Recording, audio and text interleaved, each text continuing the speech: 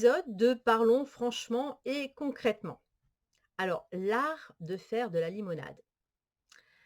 Alors, malgré le titre, ce n'est pas une recette de cuisine que je vais vous proposer, voilà, une recette culinaire. Je vais bien vous parler d'un art que tout entrepreneur qui réussit sait développer.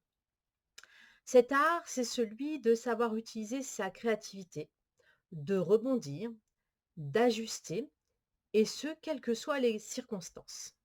Alors, quel est le lien avec la limonade? Eh bien, si un entrepreneur, doit produire, des orangeades, mais que, on lui livre uniquement des citrons, eh bien, il doit être capable de produire de la citronnade, de la limonade, tout simplement. Et oui, parfois nous avons un projet, avec des objectifs précis, des résultats qu'on pense pouvoir, maîtriser à tort et pourtant, voilà, ça ne se passe pas comme on le voudrait forcément. L'entrepreneur qui réussit, lui, vous dira qu'on a le contrôle que sur ce qu'on fait, hein, sur ce quoi on peut agir, et créer, pas sur le résultat. Donc il faut être donc prêt à se réinventer, à réajuster, car le résultat, il peut être très différent de ce qu'on avait prévu et souvent d'ailleurs, il est souvent plus beau, plus joli, il a beaucoup plus de valeur, il est souvent plus original que ce qu'on avait prévu. Alors, savoir improviser, c'est faire preuve de créativité. On est d'accord. La sérendipité, c'est un mot que j'aime beaucoup, c'est ce qui consiste à partir sur un chemin et à rester ouvert à toutes les propositions. Ça permet justement de se rendre compte que c'est dans cette ouverture qu'on va trouver les plus belles idées finalement, les plus belles expériences et surtout, c'est celles qui vont faire de votre projet une réussite. Bon, pour simplifier, imaginez un vendeur de meubles, dont l'entreprise est très éloignée, de ses clients et un jour, il doit voilà, il a une grosse commande de meubles, pour des acheteurs qui réclament une livraison.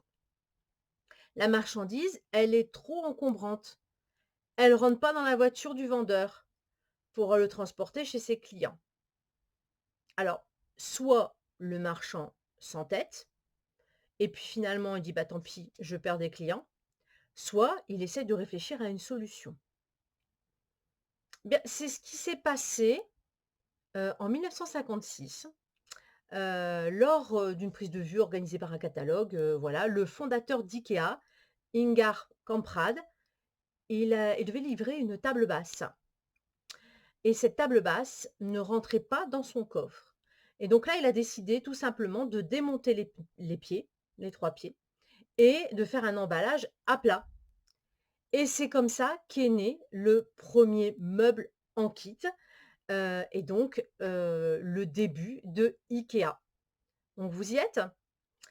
Il a dû innover, trouver, voilà, une nouvelle façon de transporter sa marchandise pour répondre à son client. Il ne s'est pas entêté et finalement, maintenant, IKEA est connu de manière internationale. Alors, sans perdre de vue totalement votre projet, soyez créatif en étant dans l'ouverture des nouvelles expériences, des nouvelles idées, des nouveaux concepts et seront eux aussi, voilà, importants pour vous, ces nouvelles idées. Elles vont construire votre projet avec vous. Donc je vous souhaite vraiment, vous aussi, comme le fondateur d'IKEA, d'être mondialement connu grâce à votre capacité à faire de la limonade. Merci pour votre écoute et je vous dis à très bientôt pour un nouvel épisode.